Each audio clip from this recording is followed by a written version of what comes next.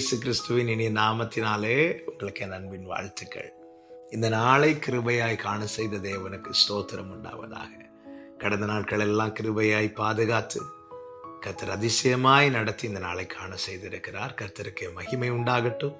கர்த்தர் உங்கள் ஒவ்வொருவரையும் ஆசீர்வதிப்பாராக. மார்க்கு சுவிசேஷம் 9வது அதிகாரம் 26, 27 வசனங்கள். அப்பொழுது அது சத்தமிட்டு அவனை மிகவும் அலைக்கழித்து புறப்பட்டு போயிற்று. அவன் செத்து போனான் என்று அநேகர் சொல்லத்தக்கதாக செத்தவன் போல் கிடந்தான். இயேசு அவன் கையை பிடித்து அவனை தூக்கினார். உடனே அவன் எழுந்திருந்தான். கர்த்தருடைய பரிசுத்த நாமம் மகிமைப்படுவதாக. ஒரு தகப்பன் தன் மகனை அழைத்து கொண்டு இயேசுவினிடத்தில் வருகிறான். அந்த மகன் பிசாசினால் மிகவும் அலைக்கழிக்கப்பட்டவன். அவன் இயேசுவினிடத்திலே தன் மகனை குறித்து சொல்லும்போது சொல்லுகிறான், சிறு வயது துவங்கி அநேகந்தரம் இவனை பிடித்திருக்கிற இந்த ஆவி இவனை தீயிலும் தண்ணீரிலும் தள்ளிவிட்டு கொலை செய்ய பார்த்தது என்று. நீங்க நினைச்சா குணமாக்க முடியும் என்று இயேசுவினிடத்திலே முறையிடுகிறான். அப்பொழுது இயேசு சொல்லுகிறார், விசுவாசிக்கிறவனுக்கு கூடும், நீ விசுவாசித்தா கூடும் என்று. அப்பொழுது அவன் சொல்லுகிறான், நான் விசுவாசிக்கிறேன் ஆண்டவரே, என்னுடைய அவிசுவாசம் நீங்கும்படி எனக்கு உதவி செய்யும் என்று தன்னை தாழ்த்தி கேட்கிறான். அப்பொழுது இயேசு அந்த அசுத்த ஆவி அவனை விட்டு வெளியேறும்படிக்கு கட்டளையிடுகிறான். இப்பொழுது அது அவனை மிகவும் அலைக்கழித்து அவனை விட்டு புறப்பட்டு போய், அந்த ஆவி அவனை விட்டு புறப்பட்டு போன பிற்பாடு அவன் செத்தவனை போல கிடக்கிறான். இப்பொழுது ஜனங்கள் எல்லாரும் பேசுகிறார்கள், அவன் செத்து போய்விட்டான் என்று சொல்லுகிற அளவுக்கு அவனுடைய நிலைமை இருக்கிறது. இந்த நேரத்துல தான் இயேசு என்ன செய்கிறார் என்றால், அவன் கையை பிடித்து அவனை தூக்கினார். இந்த இடத்துல சொல்ல விரும்புகிற செய்தி இதுதான். அவன் தனியாக வரவில்லை, தகப்பனோடு வருகிறான். அவன் தகப்பன் தான் அவனை இயேசுவினிடத்திலே அழைத்து கொண்டு வருகிறான். ஜனங்கள் ஒரு பக்கம் நிற்கிறார்கள், அவனுடைய தகப்பன் நிற்கிறான், இயேசு நிற்கிறார். இப்பொழுது அவன் செத்தவனை போல கிடக்கிறான். அப்பொழுது யார்தான் பக்கத்துல வந்து தூக்கி இருப்பார்கள், அல்லது யார்தான் தூக்கி இருக்க வேண்டும்? நிச்சயமாய் அவன் தகப்பன் ஓடி போய் தூக்கி இருக்க வேண்டும்.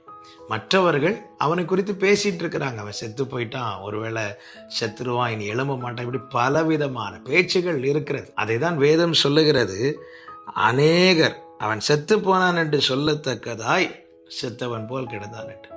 அப்படின்னா நிச்சயம் அவன் தகப்பன் அவன் அருகே வந்திருக்க வேண்டும், அவனை பார்க்க அல்லது அவனுக்கு என்ன ஆயிட்டு என்று பார்க்க வந்திருக்க வேண்டும். ஆனால் நீ சொல்ல விரும்புகிற செய்தி எதுதான்?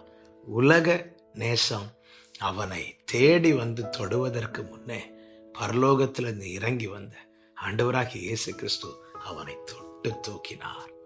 இந்த நாளில் என்னை கேட்கிற அன்பு சகோதரா சகோதரி, இந்த பூமியில உங்களுக்கு பாசம் காட்ட எத்தனை பேர் இருந்தாலும் மெய்யான பாசத்திலே முந்திக் கொள்ளுகிறவர் நம்ம ஆண்டவராகிய இயேசு கிறிஸ்து மட்டுமே.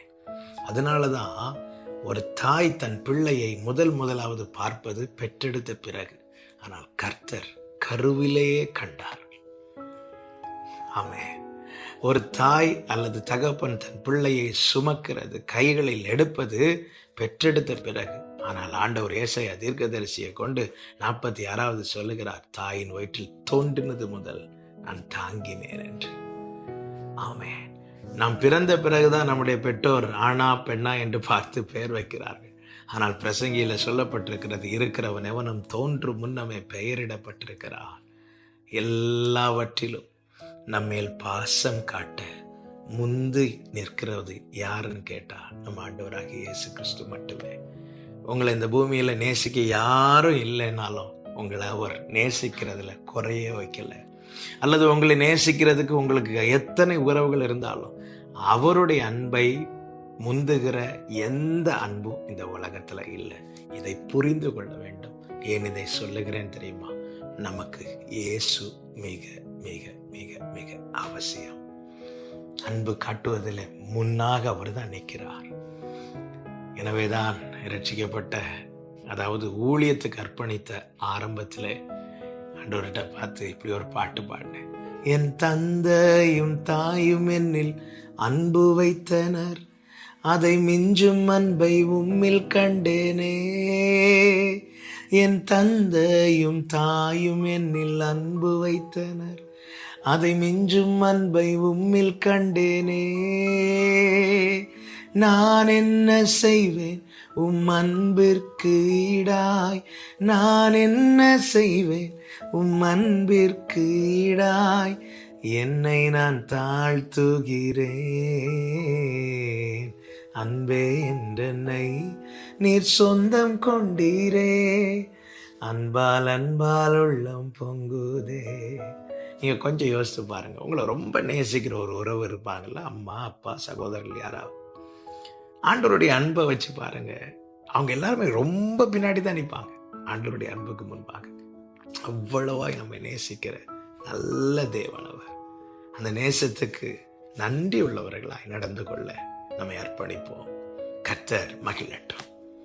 நல்ல தகப்பனே, பாசம் காட்டுவதில் முந்தி கொள்கிறவரே, எங்களை தொடுவதற்கும் எங்களை தூக்கி விடுவதற்கும் எங்களை நிறுத்துவதற்கும் எங்களை வாழ வைக்கிறதுக்கும் நீங்க மட்டும்தான் இருக்கிறீங்கப்பா. லவ் யூப்பா. இந்த அன்புக்கு பாத்திரவான்கள் அல்ல, கடைசி வரை நன்றி உள்ளவர்களாய் வாழ கிருபை செய்யும். இயேசுவின் நாமத்தில் பிதாவே, ஆமென்.